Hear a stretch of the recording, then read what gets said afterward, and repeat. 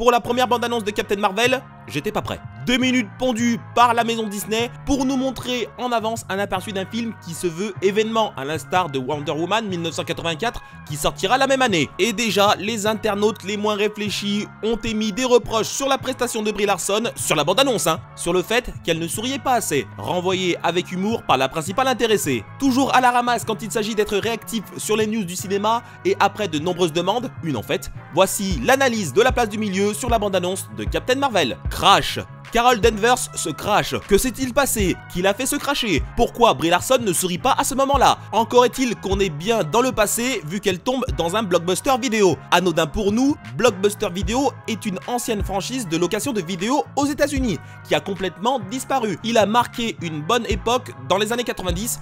Du temps où, par exemple, pour inviter quelqu'un à sortir, on utilisait l'interphone. Du temps où aussi on jouait au POG ou au Diabolo. Du coup, considérez le blockbuster vidéo comme le vidéo futur pour l'américain moyen. Et ça veut dire beaucoup pour lui. Son, la musique de la bande-annonce est magnifique. Et la BO du film sera composée par Pinar Toprak, soit la première compositrice d'un long métrage de super-héros. On lui doit surtout des musiques de séries télé, mais aussi de Fortnite. Tabou. Captain Marvel a marqué sa communication par le mantra « Captain Marvel n'est pas une origin story ». Les studios ne prononcent plus ce mot parce qu'automatiquement les fans répondent «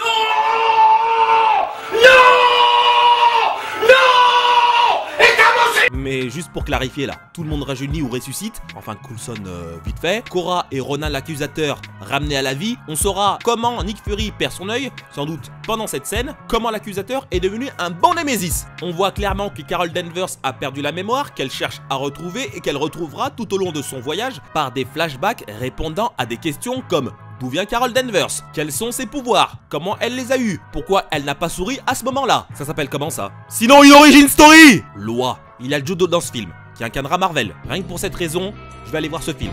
On se comprend. On se comprend. Il dirige la Star Force, un escadron d'élite de la planète Kree composé de Minerva, Atlas, Cora, Bronchar et Carol Danvers. Helmet. Captain Marvel arbore un autre costume sous l'eau qui est similaire à celui utilisé auparavant dans les comics.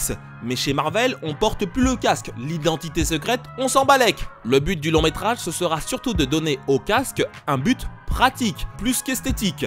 De quoi faire bien plaisir aux fans. Green and Blue. Dans Captain Marvel, il y aura la présence des Skrulls. Première apparition en 1962. Vue également en 2008 dans Secret Invasion. Ils viennent de la planète Skrull, ont la peau verte, sont des shapeshifters. Ils peuvent prendre l'apparence de n'importe qui. Ils auraient infiltré la race humaine depuis longtemps et menacent la Terre. C'est sûrement à un Skrull que Captain Marvel administre une droite de cow-boy. Ils sont accessoirement les ennemis jurés des Kree qui ont la peau bleue, chat. Et enfin, sur le poster de Captain Marvel, en bas à gauche, un chat. Un clin d'œil au chat de Carol nommé Chewie, qui a pour particularité de renfermer dans sa bouche des tentacules. Rien que ça.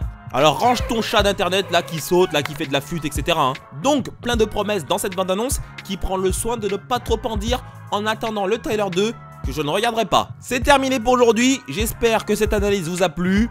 Et d'ici là, n'oubliez pas que la meilleure place au cinéma, c'est la place du milieu. Allez, ciao.